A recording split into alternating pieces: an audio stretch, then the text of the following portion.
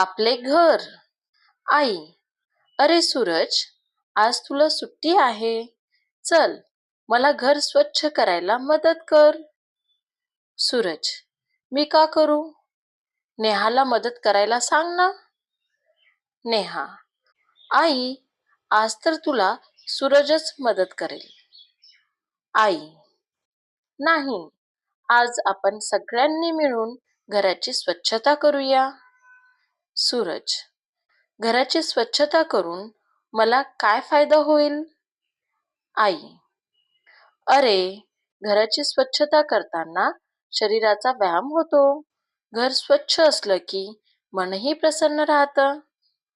सूरज: चालेल, तू मला घराची स्वच्छता कशी करायची ते सांग. आई: घराची स्वच्छता करताना स्वतःची काळजी घेणं आवश्यक आहे, बरं का?